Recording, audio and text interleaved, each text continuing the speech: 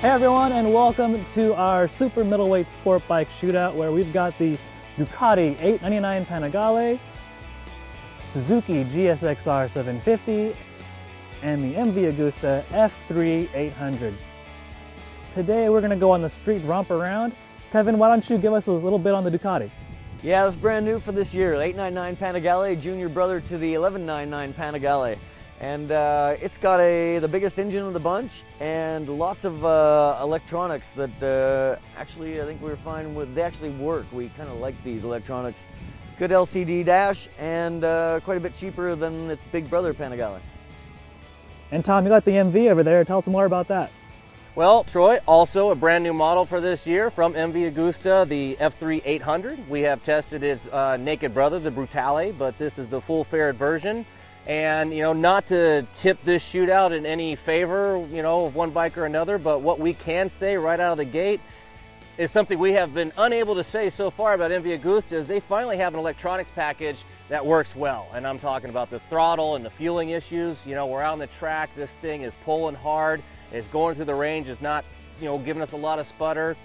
Outside of that, we know that this bike is a wonderful handling motorcycle, very light on its feet, transitions incredibly quick, and you know, obviously a very good looking motorcycle. It's the only one here with a single-sided swing arm. The Ducati lost that when they went down to the 899. Before we get any further, we should probably introduce the OG in this bunch, the original gangster Suzuki GSXR 750. For a while it's been sitting by itself with no competition when all the other 750s kind of disappeared, and thank you Suzuki for keeping this bike in the lineup. Hasn't changed much in the past couple of years. It's been the same old bike, 750 4-cylinder engine, whereas the Ducati's a twin as you'd expect, and the triple of the MV. So we've got some disparity here with the engines. Really low-tech bike comparatively speaking with the Suzuki and the Ducati MV. The Suzuki's got ride modes and about it. So talking about the OG, the Gixxer 750, that was the Superbike class spec, 750cc 4 cylinders and up to 1000cc V twins. Gixxer's still around. The Ducati's grown to 1200 cc's, but here we got an 899cc, which is kind of like the original Ducati Superbike, which started out as an 851 and 888 for racing. So it's kind of like a little bit of an invigoration of the old class.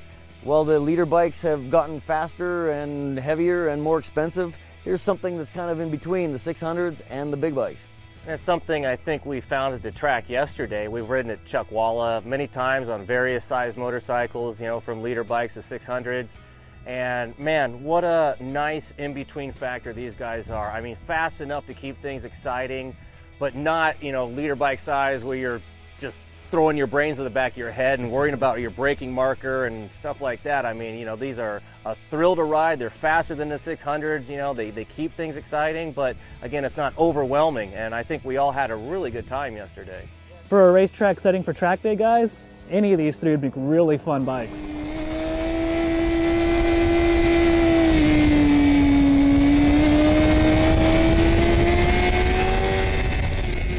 Yeah, the track, the Ducati, it's got plenty of power, but what was surprising to us for the biggest displacement bike is that its power band is really narrow. If you want to get the maximum thrust, you really got to keep it spun up, which just sounds counterintuitive for a V-twin with the largest displacement. But in a corner, this thing is super stable and secure. It feels great once you're banked into a corner. The quickness around getting around the track seems to be like really close between all these three, despite their vastly different engine configurations. So in contrast to the Ducati, the Suzuki here has a really broad spread of power from the 750 engine, and it's really makes it easy to go around the racetrack at Chuckwalla in a couple of gears, maybe second and third. The Gixxer, even though it doesn't have the electronics of the other one, when we put our photographer on the shoot, Evans Brassfield, on the bike, we put him first on the Gixxer because it's just so easy to get going fast on. The other ones take a little bit of getting used to, but the Gixxer is just old, reliable, and it's still very quick. I think right now we should go for a ride on the street and have some fun.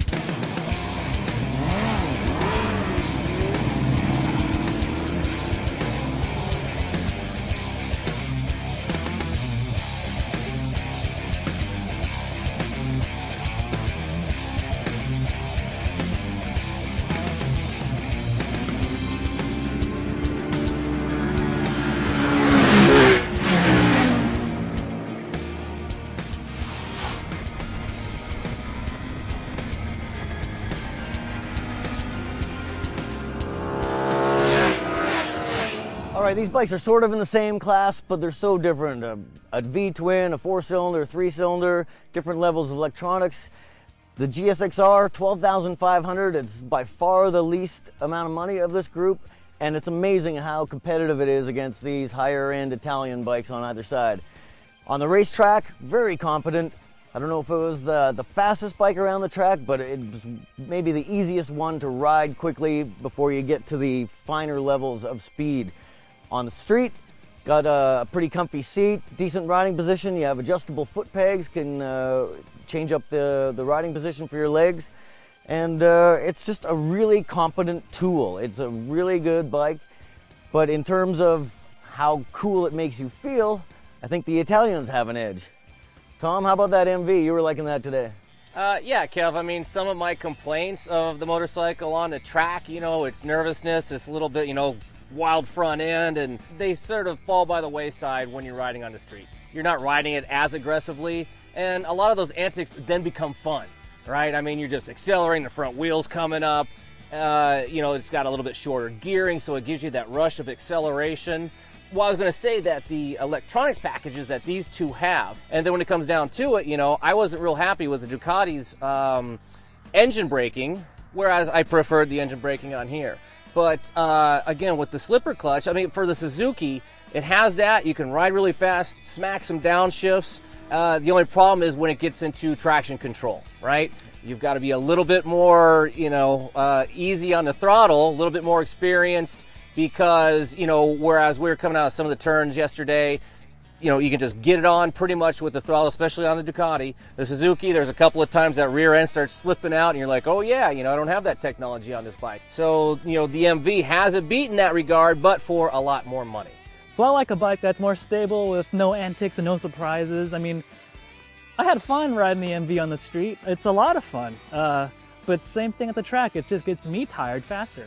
One thing we haven't mentioned so far in terms of its nervousness, though, is that a simple, relatively affordable fix would be a steering damper, which this bike does not come equipped with from the factory. But to kind of quell that nervousness, I think would go a long ways into making this bike a little bit more user friendly. Yeah, I can't fault the Suzuki either. It does nothing wrong in my opinion. It's just these other two bikes in this test have a bit more of an excitement factor to them. And then when I get to this Ducati, there are things that I like on the track, like these wide handlebars I love at the racetrack because it gives you great leverage. The thing about the Ducati I don't like as much on the street as I did on the racetrack was the engine, which is weird because I love revving the crap out of this engine on the track.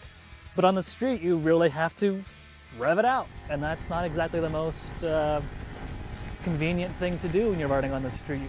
Definitely, and these two bikes have a steering damper as standard equipment.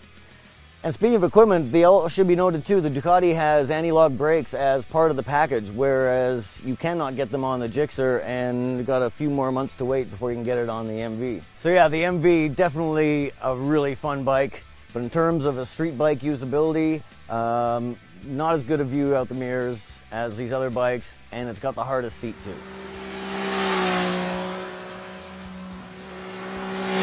But really, all these bikes are fun machines and really competent and very disparate, but very closely matched with each other. In fact, they're so close together, we gotta go to our scorecards to really pick the absolute winner. So if you're watching this on YouTube, make sure you go to motorcycle.com, and if you're watching this video on motorcycle.com, make sure you get to the bottom of the page.